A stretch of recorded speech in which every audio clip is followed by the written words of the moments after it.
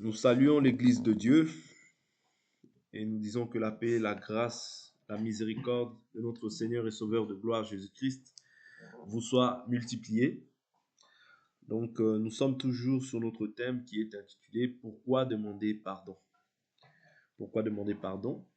Nous avions pris des synonymes et nous avions pris aussi quelques pensées qui sont montées dans notre cœur.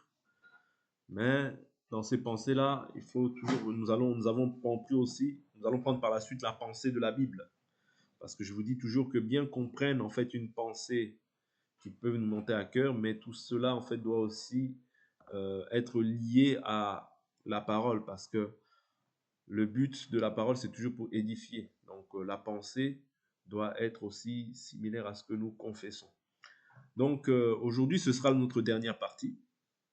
Et donc nous avons vu comme synonyme ou bien comme définition l'effacement d'une faute par le pardon, ouais, comme une faveur aussi, grâce accordée librement à quelqu'un. Okay. Et nous avons vu que demander pardon permet de s'abaisser suite à l'offense commise à l'égard d'une personne. Demander pardon permet de réparer l'acte, ouais, que nous avons commis et l'acte que nous avons commis, et cela en fait nous pousse à ne pas réitérer ou bien refaire cette faute. Le pardon aussi ne permet pas à l'homme d'oublier, comme nous l'avons vu, mais de passer à autre chose. C'est important, ouais, de tourner la page. Donc, sur les événements passés, nous avons dit aussi que lorsque je pardonne quelqu'un, la chose à éviter, c'est de rappeler à tout moment les erreurs qu'a faites cette personne. Parce que cela, ça prouve que je n'ai pas pardonné. Okay? Parce que lorsque je pardonne, mon attitude doit être aussi conforme à ce que je dis de la bouche. Parce que je ne peux pas dire de la bouche je pardonne, mais en fait, je suis là constamment à rappeler ou bien à murmurer ou bien à critiquer l'acte que la personne a fait. Cela prouve à suffisance en fait que je n'ai pas du tout pardonné. Donc il est possible de demander pardon de la bouche, mais dans le cœur, ça ne peut ne pas être le cas. Et c'est possible. Voilà pourquoi lorsque tu pardonnes, il faut t'examiner. Ou dans quel cas être sincère avec la personne et lui dire que oui, je te pardonne, mais la blessure, la plaie est encore vive. Ouais, donc comprends-moi aussi si ça prend un peu de temps. Ouais, donc c'est aussi important de pardonner, mais d'être franc avec la personne. Ouais, parce que il faut savoir si tu es prêt, si tu as la capacité de passer à autre chose, et si tu as aussi la capacité même de renouer un lien avec cette personne, ouais, et même d'avoir peut-être même les mêmes sentiments. Tout ça, c'est important. C'est des questions à se poser avant de pouvoir entamer une démarche de pardon. Parce que même lorsqu'on voit les apôtres disent Seigneur jusqu'à 7 fois. Ouais.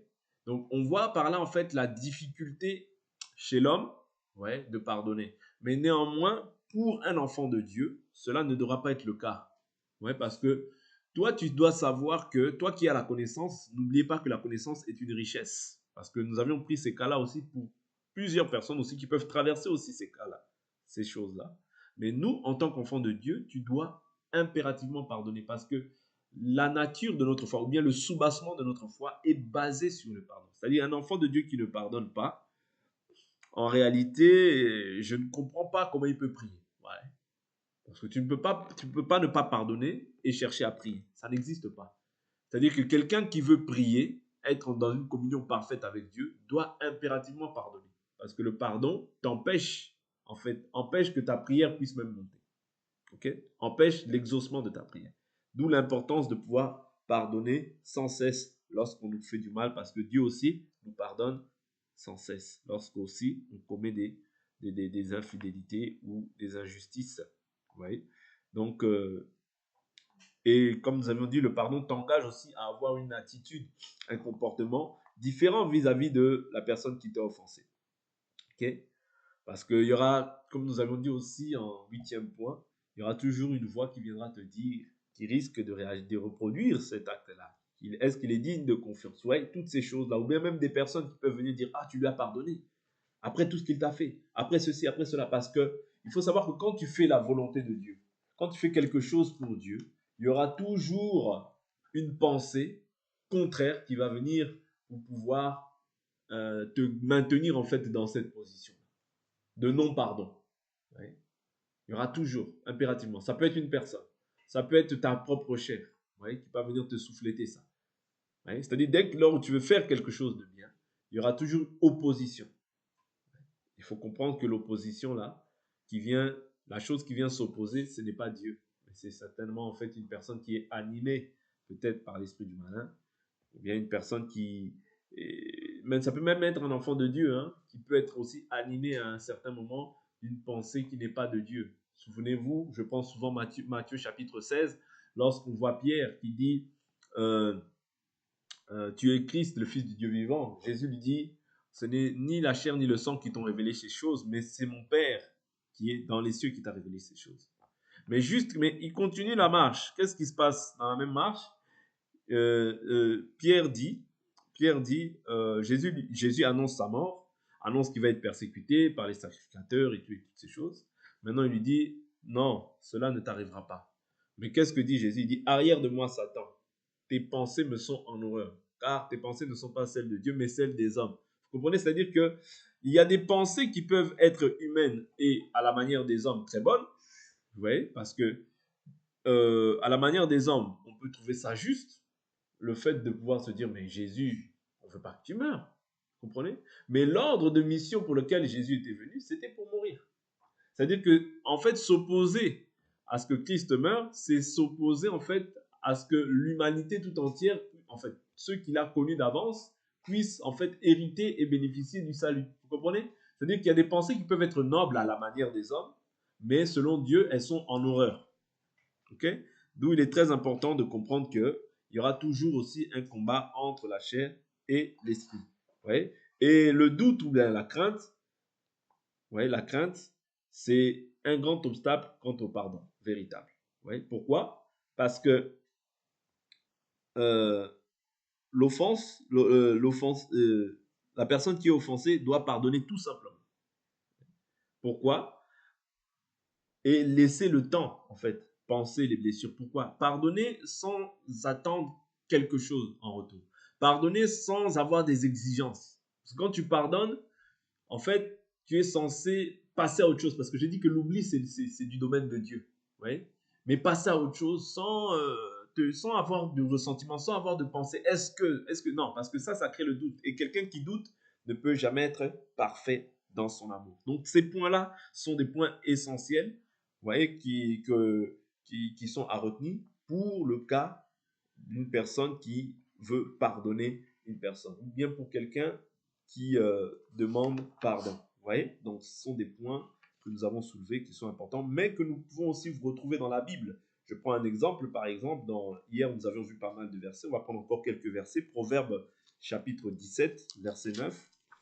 On va prendre pas mal de versets qui vont nous aider. Ça regroupe aussi quelque part tous les points, toutes les pensées qu'on a pu exprimer juste avant. Proverbe, quand on prend Proverbe 17, verset 9, Proverbe 17, verset 9, l'Écriture nous dit quoi? Celui qui couvre une faute recherche l'amour.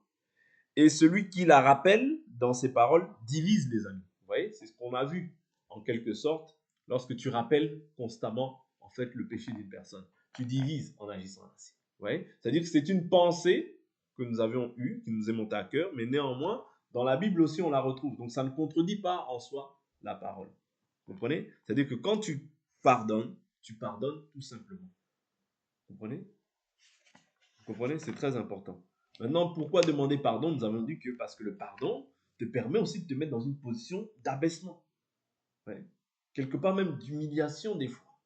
Vous comprenez? Parce qu'il y en a même qui, pour demander pardon, viennent se prosterner. Nous l'avions vu lorsque, dans Matthieu, dans le livre de Matthieu, ouais, lorsque celui qui avait la dette, il est venu se prosterner. C'est-à-dire que le pardon te met dans une position d'abaissement vis-à-vis de la personne. Pourquoi? Parce que tu veux obtenir faveur, gain de cause auprès de cette personne. Vous comprenez? Et c'est ça que nous devons comprendre. C'est-à-dire que tu fais, en fait, tu fais cet acte-là, tu fais cette démarche-là pour ne plus la réitérer. Voilà pourquoi tu vas voir qu'à l'homme, ça lui coûte lorsqu'il vient pour demander pardon. Ça lui coûte. Mais en fait, c'est quoi? Ça coûte son ego. C'est son ego qui est touché.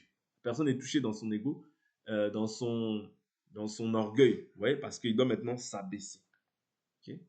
Et c'est ça que nous, en réalité, nous devons avoir comme sentiment les uns envers les autres. Des sentiments d'abaissement. La Bible nous dit que l'humilité vous fasse voir les autres comme étant plus grands que vous-même. Oui. Est-ce que vous comprenez? L'humilité, c'est la simplicité qu'on doit avoir les uns envers les autres. Mais l'humiliation, c'est par exemple, ou bien s'humilier, c'est quand tu viens aussi t'abaisser. Vous voyez? T'abaisser par rapport à par rapport à quelqu'un. Ouais, par rapport peut-être au mal que tu as fait, par rapport à une erreur que tu as fait. Tu viens t'humilier, tu viens demander pardon, c'est s'humilier. Ouais. Donc, on va prendre quelques versets qui vont nous aider. On va prendre beaucoup plus des textes, mais dans lesquels on va essayer de tirer des pensées, ouais, de tirer des pensées qui vont nous permettre de pouvoir comprendre aussi comment Dieu pardonnait, par exemple, Israël, vous voyez, lorsqu'ils agissaient mal. On peut prendre par exemple 2 Chroniques chapitre 7. 2 Chroniques chapitre 7, ce sont des pensées qu'on va tirer par rapport au texte. Donc, 2 Chroniques chapitre 7, je prends juste le verset 14. L'Écriture nous dit quoi? Si mon peuple sur qui est invoqué mon nom s'humilie, prie et recherche ma face, s'il revient de ses mauvaises voies, moi je l'écouterai des cieux, je lui pardonnerai son péché et je guérirai son pays. Si mon peuple fait quoi? Si mon peuple sur qui est invoqué mon nom s'humilie, vous comprenez? S'abaisse autrement dit, ouais. Prie, recherche ma face, s'il revient de ses mauvaises voies, je l'écouterai des cieux et je lui pardonnerai son péché. Vous voyez? C'est-à-dire qu'il y a des étapes. Il y a des étapes. S'humilier. Ouais. Pour t'humilier, il faut d'abord que tu aies pris conscience que j'ai mal fait, j'ai péché. Ça peut être envers un individu, ça peut être envers Dieu, ça peut être envers un individu, envers Dieu. Il faut d'abord que tu prennes conscience. Parce que quand tu t'humilies, ça veut dire que j'ai pris conscience que j'ai mal fait. Prier, ouais, rechercher, ok, et revenir de tes mauvaises voies. C'est-à-dire prendre aussi la résolution de ne plus réitérer cet acte-là. Parce que tu revenir de tes mauvaises voies, c'est qu'en fait, ce sont des étapes, mais toutes ces étapes, en fait, tu as mûrement réfléchi aux dégâts que tu as pu causer et tu reviens. Sans quoi, tu ne peux pas revenir. Tu ne peux pas revenir. Ou auquel cas, tu es dans la volonté de Dieu. Ouais. Ou si tu n'as pas fait du mal à quelqu'un, ben, tant mieux, gloire à Dieu. Mais dans ce cadre-là, on voit qu'il y a des étapes. S'humilier, ouais, prier, rechercher. Ouais. Donc, toutes ces choses-là aussi nous montrent aussi la manière dont nous devons procéder aussi vis-à-vis d'une personne même que nous pouvons offenser comme ça. Parce que toutes ces choses-là te permettent de voir t'abaisser. C'est ce que nous avions essayé de voir par la grâce de Dieu dans ce que nous avions dit auparavant. Okay? On va prendre encore d'autres écritures qui vont nous aider. Prenons Proverbe 28. Proverbe 28. Proverbe 28. Prenons à partir du verset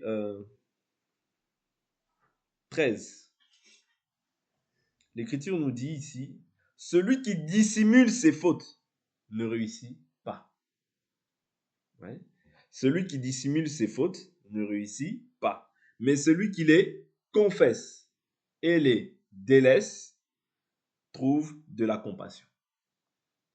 Est-ce que vous comprenez? Confesser, délaisser. Ces deux choses-là, ouais, si elles ne sont même pas regroupées, même dans le cadre, ouais, dans le cadre du pardon, parce que tu peux confesser sans prendre la résolution de délaisser. Et en cela, tu n'obtiendras pas miséricorde. Pourquoi? Même envers un homme, même envers ma femme, même envers mes enfants, ou vice-versa. Je peux confesser, demander pardon. Je confesse mon péché, j'ai mal agi. Mais si la minute d'après, je refais la même chose, ça veut dire que je n'ai en fait aucunement délaissé l'acte. Et la personne sera dans le droit de dire, mais attends, tu viens à peine de me faire ça, tu me refais encore la même chose. Ça veut dire qu'en fait, tu n'as jamais pris la résolution de délaisser l'acte que tu es en train de poser. Vous comprenez? Ce ne serait pas logique de confesser, de demander pardon, mais de refaire la même erreur par la suite. Vous comprenez? Un peu, la pensée, j'essaie de la tirer pour pouvoir la ramener en fait dans le contexte du thème que nous sommes en train de pouvoir partager. Pourquoi demander pardon? Parce que tu veux réparer. Parce que tu veux restaurer. ce qui était détruit. Parce que tu veux avancer. Sans quoi, même toi étant un enfant de Dieu, ta communion est peut-être rompue avec l'homme, mais elle est aussi rompue avec le ciel. Il faut comprendre que, étant un enfant de Dieu, ton objectif, ou bien ce que tu dois comprendre et savoir, c'est que tu ne sais pas ce qu'un jour peut enfanter. Tu ne sais pas. Parce que tu peux te mettre en colère aujourd'hui, ou bien tu peux être dans une discussion avec une personne aujourd'hui, mais est-ce que tu sais à l'heure où Jésus va revenir? Tu ne sais pas. Tu ne sais pas parce que la Bible nous dit vous ne connaissez ni le jour ni l'heure. Ça veut dire que nous devons être prêts. Pas se dire je serai prêt demain. Non. Quand ta conscience te reproche déjà que voilà, là tu as quelque chose, ne résiste pas. Ça veut dire que c'est Dieu qui est en train de t'interpeller dans ta conscience par rapport à l'acte que tu manifestes. Ouais. Parce que tu ne connais ni le jour ni l'heure. Et c'est ça être prudent en réalité. C'est toujours être conforme à ce que Dieu veut. Confesser, c'est une chose. Délaisser pour obtenir la miséricorde. Ces deux choses-là, je vous assure que si nous comprenons ces choses-là, nous allons marcher en paix. Non seulement avec Dieu, mais aussi avec les hommes. Parce que je vous ai dit que notre foi, ouais, c'est-à-dire elle est horizontale. Ouais, elle est d'abord avec Dieu, mais aussi avec les hommes. Ouais, mais aussi avec les hommes. C'est-à-dire que tu ne peux pas prétendre que tu aimes Dieu, mais que tu n'aimes pas le frère. C'est faux. Ouais. Si tu aimes Dieu, tu dois aimer aussi celui qui est né de lui. Même celui qui n'est pas né de lui. Même le sorcier, tu dois l'aimer. Et si tu es en conflit avec le sorcier, tu dois lui demander pardon. Ne te console pas en te disant que oh non, mais de toute manière, lui, il est sorcier, donc ça ne fait rien, c'est pas mon frère. Non. Recherchez la paix avec tous et la sanctification, sans laquelle nul ne verra le Seigneur. N'oubliez pas que l'objectif, c'est le ciel. L'objectif, c'est la vie éternelle. La vie éternelle, tu la prépares déjà sur la terre pour que demain, tu sois en paix avec le Seigneur. La vie éternelle, tu ne la prépares pas dans les conflits, dans les guerres, dans les rivalités, dans les haines, dans les jalousies, dans les guerres un peu partout. Non, ce n'est pas à ça que Dieu nous attend.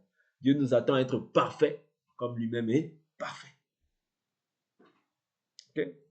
C'est très important.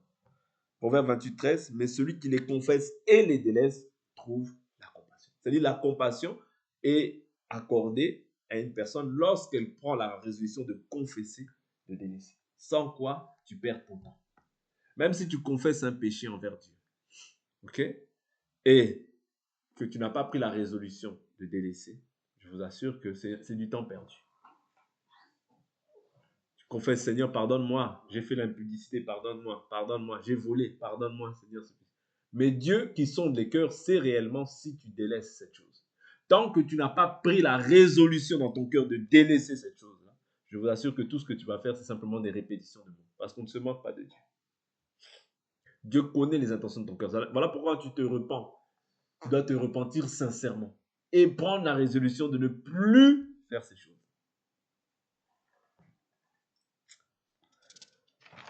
J'avance. Je prends encore un autre texte, un autre passage, toujours pour nous permettre d'avancer un peu.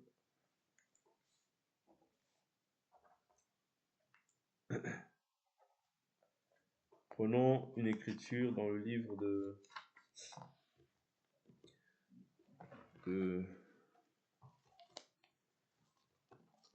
une écriture. Toutes ces écritures, ce sont des armes qui nous permettent toujours de pouvoir nous entretenir par rapport à ce thème-là. Je prends Michée, chapitre 7. Michée, chapitre 7, je prends à partir du verset 9. Je supporterai la colère de l'Éternel, puisque j'ai péché contre lui, jusqu'à ce qu'il défende ma cause et me fasse droit. Il me fera sortir à la lumière et je contemplerai sa justice. Oui. Supporter la colère de l'Éternel. Pourquoi? Puisque j'ai péché contre lui. Mais quand Dieu attriste, n'oubliez pas qu'il a aussi compassion selon sa grande miséricorde. Voilà pourquoi nous aussi, étant revêtus du Saint-Esprit, même si ton frère a péché contre toi, ta sœur a péché contre toi, Ouais. La chose que tu dois lui faire, c'est pardonner. Ouais. Pardonner. Parce que Dieu aussi, c'est-à-dire du fait que toi, tu as reçu l'Esprit de Dieu, tu dois avoir cette sensibilité-là et te dire que je ne peux pas garder quelqu'un captif dans mon cœur. Ouais. Parce qu'en gardant quelqu'un captif dans ton cœur, le ciel, ou bien les prières que tu es en train de répéter, ouais, chaque jour, t'empêchent de pouvoir voir la main du Seigneur dans ta vie. Or, nous, tout ce que nous voulons faire, en toute chose, premièrement, c'est que les regards de Dieu soient fixés sur nous, sur ce que nous faisons, sur les actes que nous posons. Mais la main de Dieu, la Bible nous dit que les regards du Seigneur se détournent de ceux qui commettent le péché. Oui. La faveur de Dieu est sur ceux qui le craignent, mais sur ceux aussi qui gardent ses commandements. Okay? N'oubliez pas ces choses-là, parce que ce sont des principes qu'avec le temps, beaucoup de gens oublient. C'est-à-dire beaucoup de gens aujourd'hui se livrent à des querelles, des disputes, vous voyez, des querelles un peu là-bas, des querelles un peu là. Non, ne cède pas à ça. Toi, pour être déclaré juste, il faut que tu puisses pratiquer la parole. Ne pas te borner seulement à écouter, mais de pratiquer la parole. Parce que c'est là où tu auras l'avantage sur l'adversaire. C'est-à-dire, c'est là où le diable ne peut pas venir t'accuser. Là où ta conscience te reproche quelque chose, tu dois maintenant accomplir cette chose. Faire ce que Dieu te montre en fait dans ta conscience qui n'est pas bien. Oui.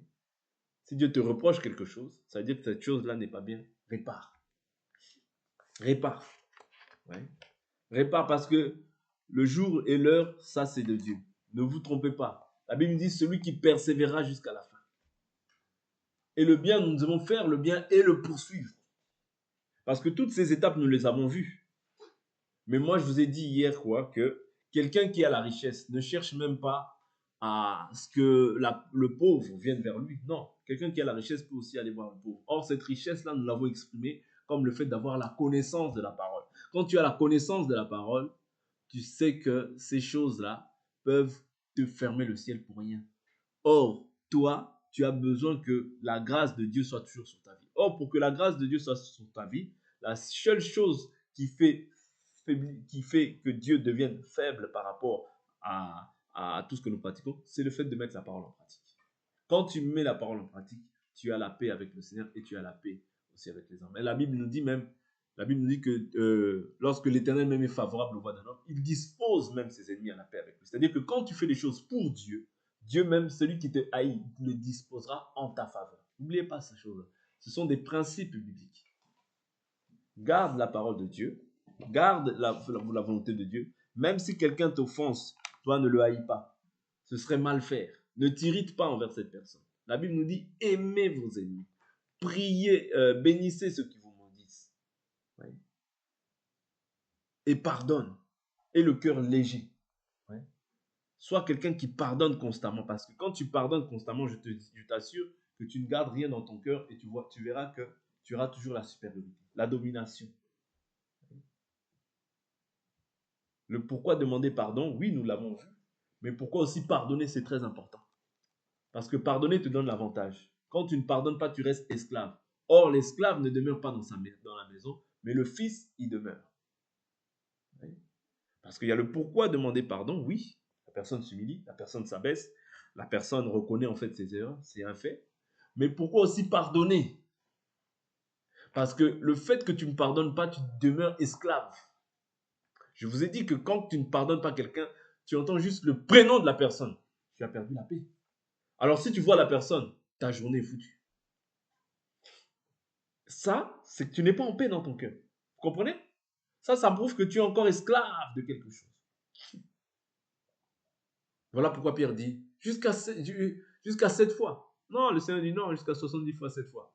Augmente-nous la foi. Augmente-nous la foi, Seigneur. C'est-à-dire c'est trop, augmente-nous la foi. Non. Nous devons avoir constamment, prier pour les personnes. Être compatissant et miséricordieux. Parce que tu as la richesse. La connaissance est une richesse. En fait, le diable, qu'est-ce qu'il essaye de faire dans la vie des enfants de Dieu? Il essaie simplement, parce que Dieu étant le Dieu de tout esprit et de toute chair, moi je crois que tout ce qui m'arrive, c'est de Dieu. Ok? Que ce soit le bien, le mal. La Bible dit, qui dira un mot si ce n'est l'Éternel qui l'ait ordonné? Quelqu'un me fait du mal. Ok? Quelqu'un me fait du mal. Il refait encore du mal. Il me refait du mal. Moi, je sais, ayant la richesse, je sais que le mal qu'il fait, vous comprenez? C'est la pauvreté. Ah oui, c'est comme ça que je dois le voir. C'est-à-dire, c'est la pauvreté, en fait. C'est-à-dire que il ne connaît, comme il n'a pas la richesse, c'est cette pauvreté-là qui le pousse à faire le mal. Parce que moi, je ne peux jamais être vaincu par le mal, mais vainqueur du mal par le bien. C'est-à-dire que lui me fait du mal, moi je le fais du bien. Lui me fait du mal, moi je le fais du bien. Lui me fait du mal, moi je le fais du bien. Et en lui faisant le bien, la Bible dit que c'est un jugement que tu mets sur sa tête. Ce sont des charbons ardents que tu mets sur sa tête. Voilà pourquoi, quand tu pardonnes, quand tu fais du bien, tu pardonnes, tu fais du bien. Tu pardonnes, tu fais du bien. En réalité, c'est un jugement qui s'abat sur la tête de cette personne. C'est ça, avoir la connaissance de Dieu. Mais quand tu n'as pas la connaissance de Dieu, tu restes captif. Non, c'est fini. Non, moi, mon cœur a été blessé. Moi, ceci, moi, cela, moi, ceci, cela. Et bien là, tu te mets dans une position d'esclave, toi-même. Pourquoi demander pardon, mais pourquoi aussi pardonner? Ouais. Parce que pour ne pas être esclave de quoi que ce soit, pour être libre. Parce que c'est pour la liberté que Christ nous a affranchis. Or, quand tu te remets dans cette position-là, tu as quelque chose du diable en toi, vouloir ou pas. Parce que toi-même, avec la connaissance, la richesse, la sagesse que tu as, tu peux même aller voir cette personne et dire non, je te pardonne. Vous comprenez? C'est ça la richesse. C'est ça Dieu, avoir Dieu. Parce que Dieu ne nous attend pas. La Bible nous dit si vous aimez seulement ceux qui vous aiment, qu'est-ce que vous faites d'extraordinaire? Tu fais rien d'extraordinaire. Mais si tu aimes celui ton ennemi, là tu fais quelque chose de grand selon Dieu. À la manière des hommes, aimer sa femme, aimer ses enfants, même s'ils te font du mal, tu vas toujours les aimer. Pourquoi? Parce que c'est tes enfants, c'est ta femme. Même s'ils t'offensent, tu finiras par les pardonner et les aimer. Mais quand tu aimes celui qui te fait du mal, là, selon Dieu, vous voyez, parce que ça, c'est de la nature, c'est quelque chose de divin. Là, tu fais quelque chose de grand selon Dieu. Quand tu pardonnes celui qui t'offense, tu viens, tu lui dis, bon, je sais que tu m'as offensé, mais je te pardonne. La personne même va s'interroger dans sa conscience. Dire, oh, c'est moi qui lui ai fait du mal, c'est lui qui vient me demander pardon. Vous comprenez? Pourquoi? C'est la richesse qui fait ça. C'est la richesse. C'est dur parce que nous, n'oubliez pas que nous, dans ce monde, nous ne sommes pas dans notre royaume. Notre royaume n'est pas d'ici-bas. Si mon royaume était de ce monde, mes serviteurs auraient combattu pour moi. Mais maintenant, mon royaume n'est pas de ce monde. Vous comprenez? D'où il est très important de comprendre que moi, étant un enfant de Dieu, la richesse me distingue. La richesse fait de moi une personne différente. C'est pas en vain. Je prends une autre écriture. J'ai dit, je veux prendre des écritures. Marc chapitre 11. Je prends toutes les écritures que j'ai prévu de partager. De toute manière, il n'y en a plus beaucoup. Marc chapitre 11, ça on peut passer. Prendre 2 Chroniques 30.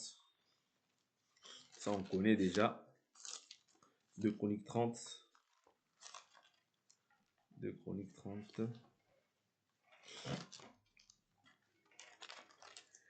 2 Chroniques 30, verset 9.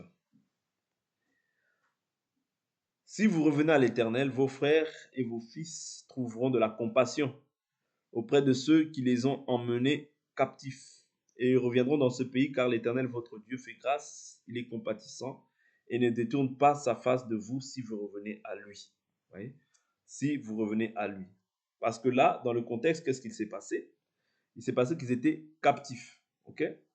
Ils étaient captifs. Maintenant, Dieu dit, si vous revenez. Ouais? Il y a toujours le fait de revenir. Toujours cet aspect de revenir. Ok? Et quand ils reviennent, qu'est-ce qui se passe? Qu'est-ce qui s'ensuit? C'est qu'ils trouvent la compassion. J'insiste sur ces choses-là. Pourquoi? Parce que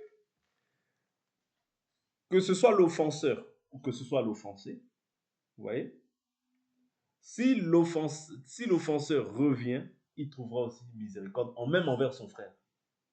Si l'offensé aussi va, c'est pour chercher la paix. Oui. Généralement, si toi tu es un enfant de Dieu, que tu sois l'offenseur ou l'offensé, tu dois faire la démarche parce que tu dois rechercher. Mais si c'est un païen, c'est normal, lui il n'a pas la richesse. Tu peux aller comme il peut venir, ce n'est pas un problème. Ouais. Mais toi, ta démarche, ton attitude, si tu es l'offensé, tu dois toujours avoir miséricorde et compassion. Pas te dire non, non, non, non, non, je pardonne mes 20 mètres. Je pardonne mes. Non, non, pour se voir. Non. Ouais, parce que Dieu aussi, je veux vous emmener à comprendre que Dieu aussi, lorsqu'on demande pardon, lorsqu'on revient à lui, il pardonne, il a compassion et miséricorde. Ouais. Nous aussi, nous devons nous armer de cette pensée-là, ouais, pour voir la gloire de Dieu. Okay? C'est très important. C'est très important. Je prends quelques passages encore, 2 passages, et on va arrêter là. C'est des passages courts, très courts. Vous pouvez noter même, hein, je ne vais peut-être pas tout lire. Psaume 32, verset 5, il dit « Je t'ai fait connaître mon péché, je n'ai pas couvert ma faute. J'ai dit, je confesserai mes transgressions à l'Éternel, et toi, tu as enlevé la faute de mon péché. » Okay?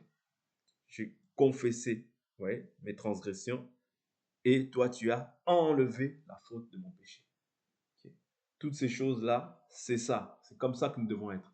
Étant l'offenseur ou l'offensé, on te confesse la faute, tu pardonnes, tu passes. Ok? C'est très important.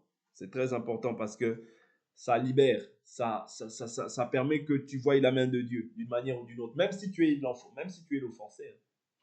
Tu ne peux pas garder la rancune envers la personne qui t'a... même si tu es la personne qui a été offensée, tu ne peux pas garder la rancœur envers ton frère. Non, non, non, non. Il faut éviter ça. Ouais. Parce que le diable aujourd'hui ne va plus t'attraper dans l'impudicité, non? Il sait que ça, non, non, non. Il sait que toi, tu sais que tu as la connaissance, tu ne peux plus aller dans l'impudicité. Mais il ne va pas aussi t'attraper dans le vol, non, il sait que ça, tu as la connaissance. Mais maintenant, c'est sur des petites choses. Comme je vous ai dit que Israël ne sont pas tombés dans des grandes choses, hein, face à des grandes nations. Non, ils sont tombés sur des petites choses. Contre Haï, ils se sont dit non, pas besoin que nous allions tous. Voyez, prenons simplement un petit nombre et nous allons les vaincre. Voyez, mais c'est face à ces petites choses-là qu'ils sont tombés. Pourquoi? Parce que le péché était entré dans le camp. Simplement pour vous faire comprendre que ce qui a été, c'est une image, c'est une ombre. Mais aujourd'hui, dans la réalité, c'est ça qui se passe. Pour un manque de pardon, tu vas rater en fait les grandes promesses qui sont à venir. Vous voyez? Simplement pour vous faire comprendre que ces choses-là nous ont été données pour nous servir d'exemple à nous. Qu'il n'y ait pas l'incrédulité en nous, qu'il n'y ait pas la méchanceté en nous, qu'il n'y ait pas la rancœur en nous. Toutes ces choses-là doivent être crucifiées au bois avec le Christ. Voilà pourquoi la Bible dit, je suis crucifié avec le Christ. Ce n'est plus moi qui vis, c'est Christ qui vit en moi. Ma vie présente dans la chair, je me mène par la foi au Fils de Dieu. Vivre par la foi, c'est vivre selon la parole. J'ai ce sentiment envers cette personne. Seigneur, ôte cette pensée-là de moi. Seigneur, je vais être en paix parce que je sais que tu m'as fait des promesses qui sont plus excellentes que si je vais voir quelqu'un et demander, allez, pardon, on arrête ça, on avance. Vous comprenez? Il y a des choses plus excellentes qui nous attendent. Voilà pourquoi nous ne nous attardons pas sur les futilités. Les futilités, ne nous attardons pas sur ça. Parce que c'est ça qui va nous faire rater beaucoup de choses. Vous voyez? C'est ça qui va nous faire rater beaucoup de choses. Dernière écriture, et je vais m'arrêter là. Jérémie chapitre 3, je prends le verset 12. Jérémie chapitre 3, verset 12, et je m'arrête là. Va, crie ces paroles vers le nord et dit, reviens, inconstant Israël, dit l'Éternel, je n'aurai plus pour vous un visage sévère, car je suis bienveillant, oracle de l'Éternel. Je ne garde pas ma colère à toujours. Reconnais seulement ta faute, car c'est contre l'Éternel ton Dieu que tu t'es révolté et que tu as une conduite dissolue avec les étrangers. Okay? Dieu ne garde pas sa colère à toujours. Ouais. Il y a le temps où il châtie, mais il y a un temps aussi il console. Pourquoi je dis ça? Il y a un temps où il peut châtier, il y a un temps où il peut consoler. Vous voyez? Il y a un temps où tu peux être dans des temps de guerre ou bien de haine, ou bien cette pensée peut t'envelopper, mais il y a un temps aussi tu dois comprendre que non, je suis de Dieu. Vous comprenez? Parce que ici, je prends ce que Dieu dit pour le ramener en fait dans le contexte dans lequel nous sommes, au jour d'aujourd'hui. Ouais, au jour d'aujourd'hui. Parce que toute écriture est inspirée de Dieu, utile pour enseigner, pour instruire, pour éduquer. C'est-à-dire, ça doit nous instruire. Nous devons tirer une pensée de cela pour la ramener aussi dans notre vie au quotidien. C'est-à-dire, si Dieu ne tient pas rancune, moi aussi, je ne dois pas tenir rancune. Si Dieu pardonne, moi aussi, je dois m'armer de cette pensée et pardonner. Ça veut dire il peut y avoir un temps de dispute, mais il doit y avoir aussi un temps de restauration. Pourquoi? Parce que l'Éternel, c'est ainsi qu'il agit aussi vers nous. Il châtie, mais il a aussi compassion, selon sa grande miséricorde. Oui. Il peut condamner les actes, mais quand tu reviens, Dieu pardonne. Pourquoi demander pardon? Oui, parce que la personne doit s'abaisser, s'humilier et comprendre l'acte. Mais pourquoi aussi pardonner? Pour rechercher la paix avec tous et la sanctification, oui, sans laquelle nul ne verra le Seigneur. Et en sachant que nous avons une espérance, oui, qui est bien plus glorieuse que tout ce que nous pouvons voir sur cette terre. Parce que tout passera, mais cette parole, c'est cette parole qui nous jugera du jugement dernier. Et devant Dieu, la Bible nous dit, nous comparaîtrons tous devant le tribunal de Christ afin de rendre compte chacun de la manière dont il a vécu dans ce corps. Voilà pourquoi nous devons être prêts. N'attends pas, oh bon, je me prépare. Non, tu dois être prêt. Si Jésus vient aujourd'hui, on part. Il ne faut pas qu'il y ait quelqu'un qui reste. Non, on part. Parce que c'est ça notre destination. Ouais. Ça doit être ça, en fait, ta pensée de chaque jour. Tu te lèves le matin, ah, Jésus n'est pas encore venu. Bon, peut-être qu'il va venir ce soir. Quand tu vis comme ça, ouais, tu auras même peur de vivre, de faire le mal. Quand tu vis comme ça, en attendant ton époux, le véritable époux, tu te diras non, je dois toujours être propre pour mon époux. Je dois toujours être, c'est-à-dire me préparer, c'est-à-dire être prête pour mon époux. Parce qu'il peut venir à n'importe quel moment. Que le Seigneur nous bénisse. Et pour aujourd'hui, on va s'arrêter là. Et on va s'arrêter là aussi pour cet enseignement. Et nous allons prier.